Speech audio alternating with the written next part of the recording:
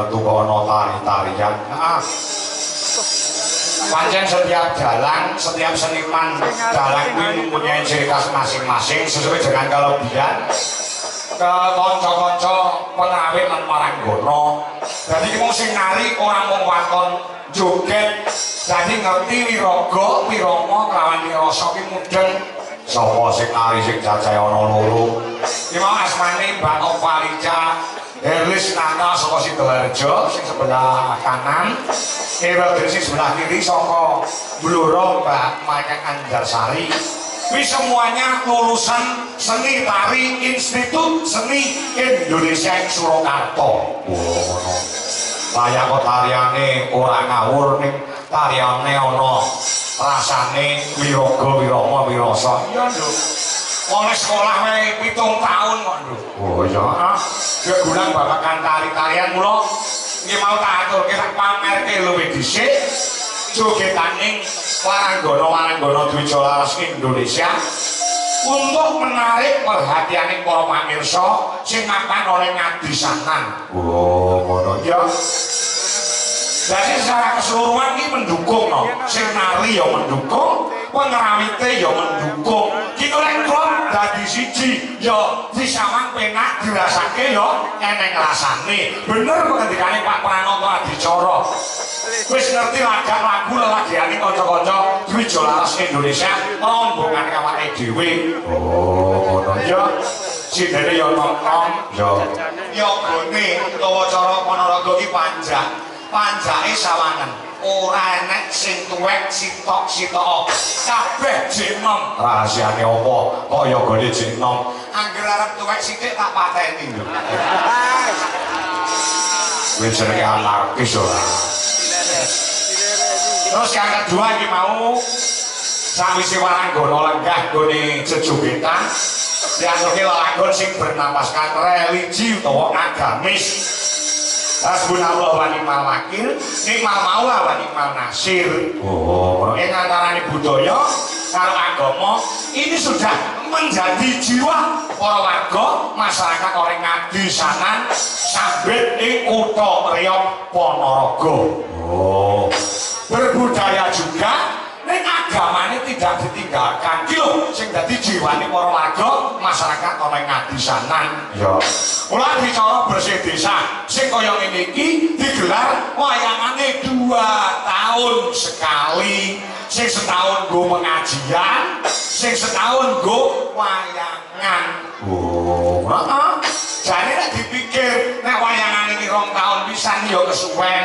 Oh, nek kabeh mau nuruti kerentek sediane para warga masyarakat, agamane ya kecekel, budayane ya tidak ditinggalkan. Ki lho hebate masyarakat oleh ngadisanan sing sudah tertata, ngerti, paham terhadap budaya dan agama. Mula tepuk tangan buat warga ngadisanan yang hebat. Kaya ngono ya yo. Iya. Jane nek dipikir 2 tahun pisan iki kesuwen, nek iso ki setahun ping 4 apa ping 5 ngono. Oh, sing bayar iki mesane masyarakate sing urunan. Kaya ngene waton ditindakne secara rutin. 2 tahun pisan sing setahun go pengajian luar biasa. Luar biasa ya nok yo. Ini membuktikan bahwasanya kiai ana ing adisanan wis aturi ana ngarep, budayane ya digeluti, agamane ibadah ya tidak ditinggalkan. Mula sawangan bapak-bapak sing kanggo-kanggoke mending nganggo songkok utawa nganggo kopiah, ibu-ibu mending nganggo jilbab.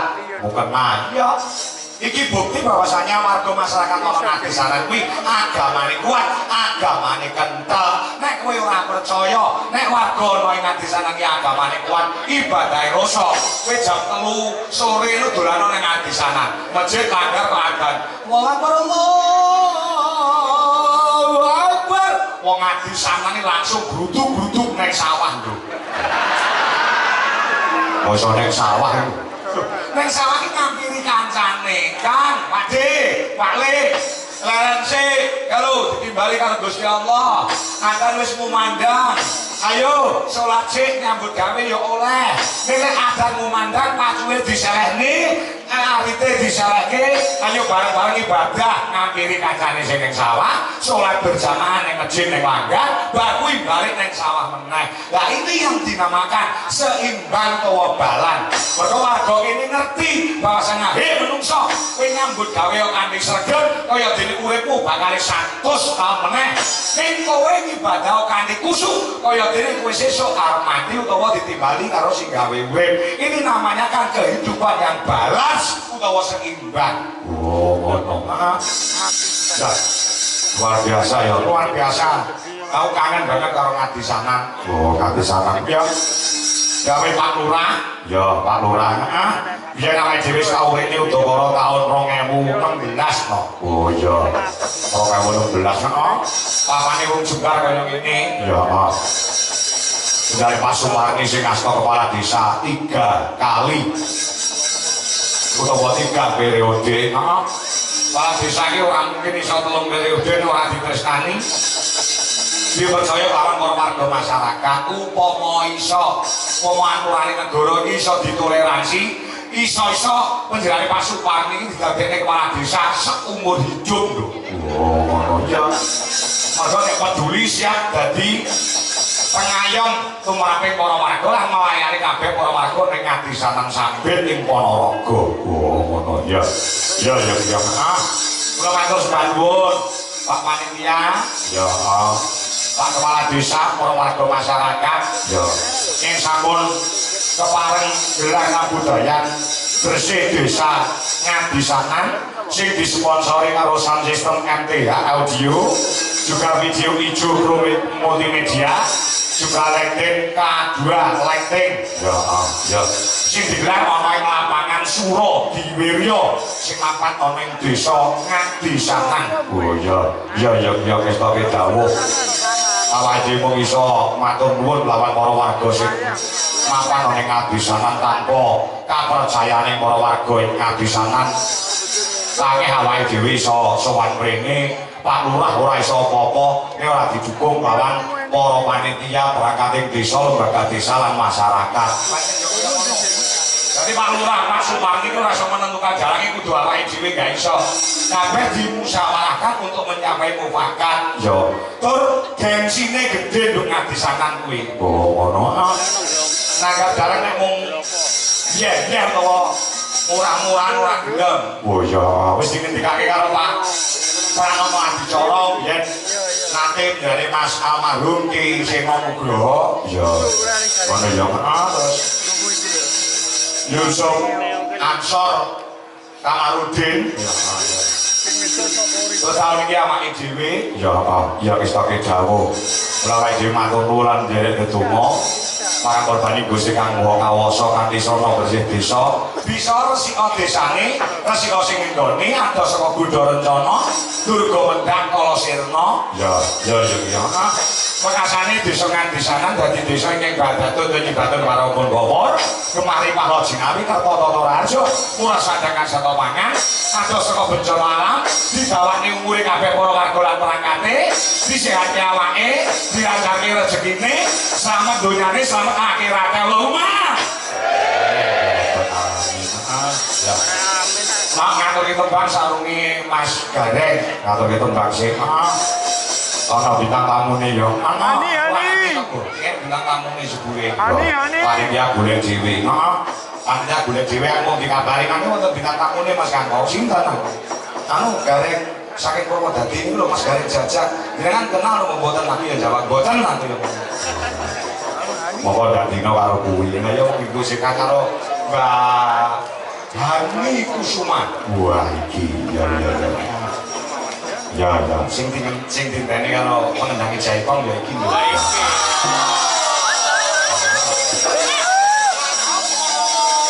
Apa iki lagunge Mas?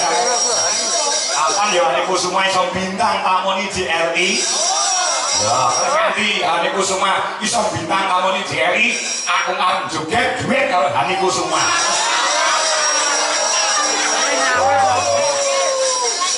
Rasane ngono, Caca rasane ngono. Wah, anu Mas Kangko. Hani Kusuma ayo men yo. Ayo mantan sing ngene Winto Darsono. Anu boten perlu nyepat bokonge goci.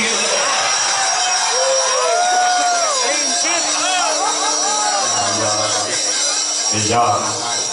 Luar biasa ini. Iya. Mana ya? Lagu Sinom aku mau lah sore nggone nggon kene iki aku nulis lagu Sinom kanggo rasa tresnaku karo Padha Ngabisanan. Oh, ngono ah. Ya. Diumumke meneh sumben awake dhewe ya ning Ponorogo. Heeh. Engko nek ora marem iso tanggal 10 Juli. Oh, ngono ah ning Desa Balong, Kecamatan Balong, Kabupaten Ponorogo. Oh, ngono ya. Terus apa meneh? Ki mosore yo metuki aku meneh dari Pak Kepala Desa saka Ngrandu Kauman Ponorogo. Oh, ngono ah tanggal piro? Ngrandu. Insyaallah engko tanggal 14 lho, 14 Juli. Oh, ngono ah. Nek kurang meneh masyarakat Ponorogo hadir tanggal 7 Agustus di SMP Negeri 1 Ponorogo. Ngono nek sing kurang meneh ya dicatet tanggal 12 September kuwi awake dhewe konsul para warga Ponorogo pentas wonten ing kantor Peprabri Surabaya Jawa Timur. Meningkat. Kok menawa pengen dolan ning Doli.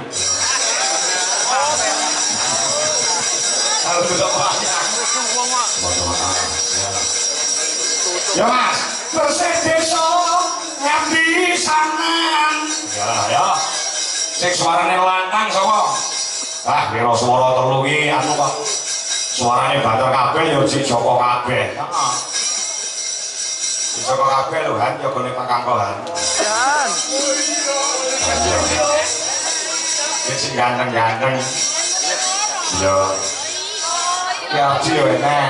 Ardi yo enak. Cik Joko sapa iki? Terus Mas Anu.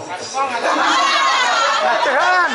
Ini ngaku Joko matamu picek iki. Ora jujur Joko.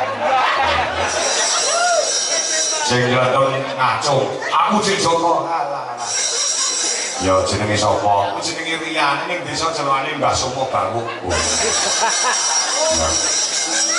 Ngono ana Mas apa jenenge Kasih Haryono sing ngethuk kuwi ya Cik Joko. Ya. Ucel. Oh, Ucel ya Cik Joko sing rambute gondrong. Heeh, ora tau.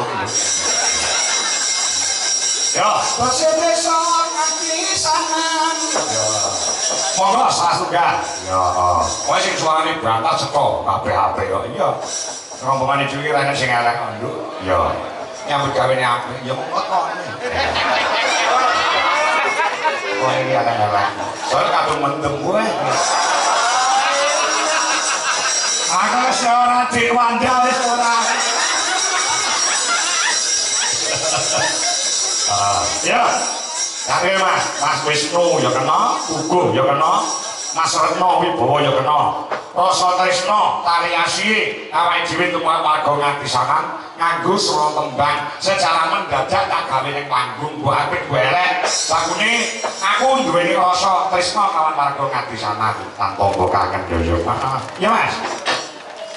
Bersih desa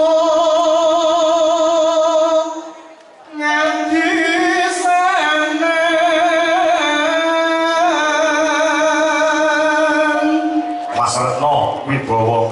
Kuwi selain dadi wiyaga ya bisa dadani kursi rusak iso didadani. Ya. Keluarga sing arep pegatan iki iso di. Ya. Sampai kecamatan sampai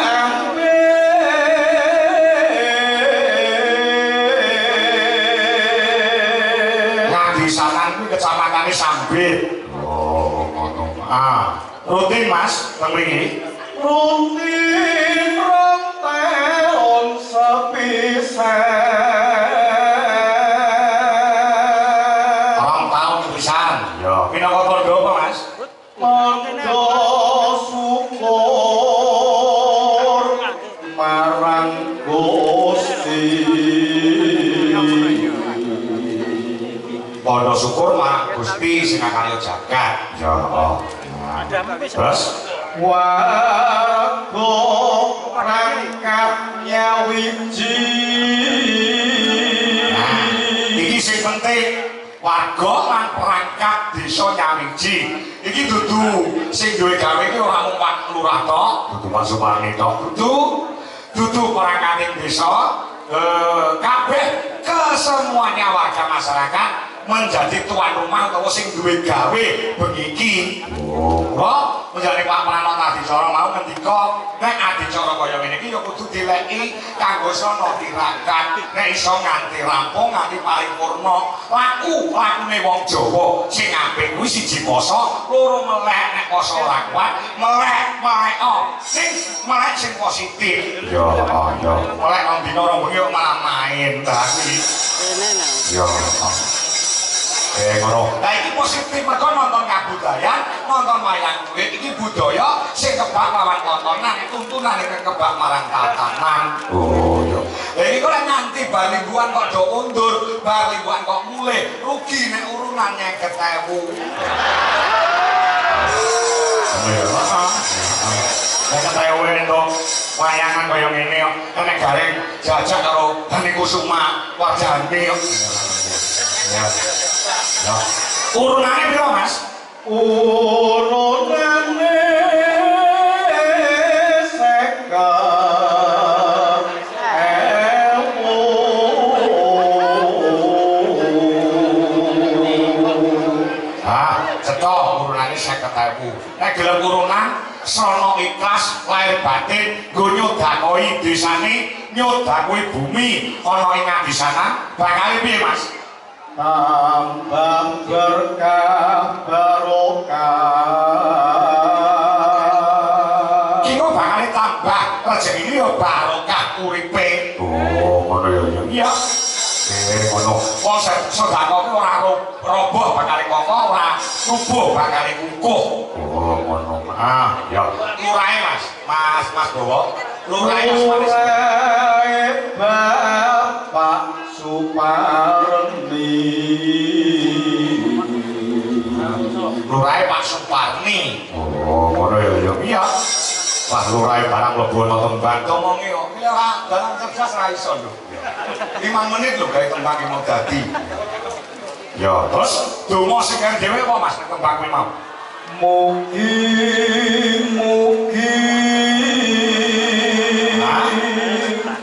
kalih saking sampiko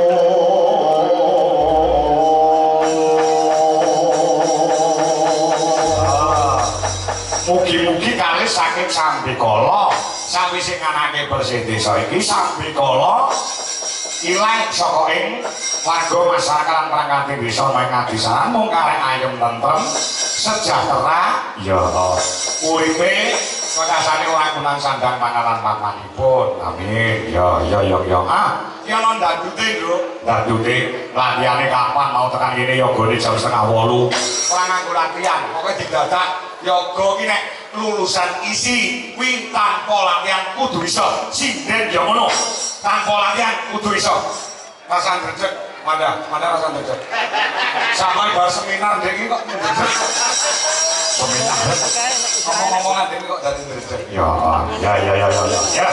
coba buka saka salon ya ning ya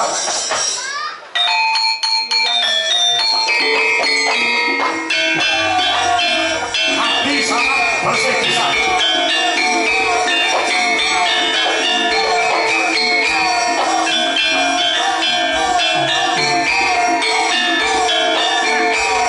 Ghiền Mì Gõ để không bỏ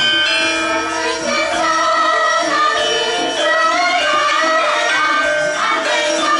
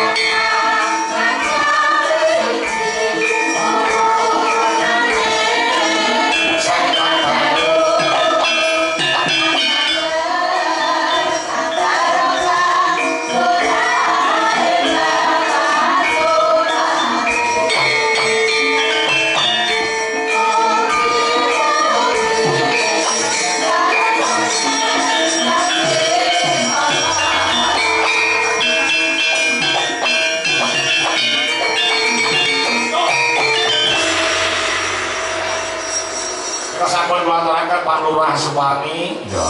Lagu Tondo Trisno secara mendadak ning kanca-kanca bisa semua. Oh, ngono ah. Tanpa kecer ya, tanpa rusak laguane ya lulusan istri sing ngendang dosen. Oh, ngono ah. Nah ini malam minggu kepungkurnya ya aku wayangan neng Nganjuk itu ya tak dene lagu ini lho. Oh iya iya yang Nganjuk pengenan ini saking seneng ini ya bersih desono bar lagu mandek set ini lurahin langsung juga panggung nyawer aku 500 ini Nganjuk oh ya Nganjuk aku nonton gila iya iya iya iya ah pokoknya matur nuwun Pak Suparni panitia sedaya kemawon uga Pak Camat Sambit utawa yang mewakili Muspika Kecamatan Sambit yo Pak Bobi Pak Kapolsek Pandan Tamil serta DPRD Kabupaten Ponorogo mbok menawa bengi iki parang ramu yo no oh ngono ya ya iya matur sembah nuwun tur jasane tanggane yo manut karo awake dhewe oh ngono jane sing dikersake sesuk bengi to no oh ngono ah tanggal sekawan pripun Mas Kakowah terus saged niku Pak kula tanggal sekawan pun wonten kesangguan kaya Kyai Grojogan Brebek Nganjuk. Oh, ngono ah. Pami tanggal gasalipun dos pundi Mas Kakok? Waduh mboten saged. Gasal kula wonten Loman Sari Kendal Kleri Jawi Tengah. Ya, apa tanggal 3 mawon. Alhamdulillah kok ya kersa maju tanggal 3 ya. Ya lah ya.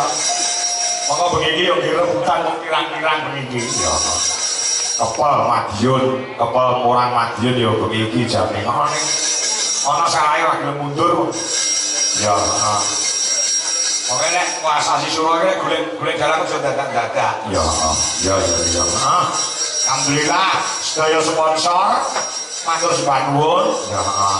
Waduh masyarakat terima kasih ayo. Wancine Mas Gareng siki to. Oh, ngono. Mas Gareng jajak ya, heeh. Mas Gareng jajak isuk men tanggal 14 ya karo Mas Gareng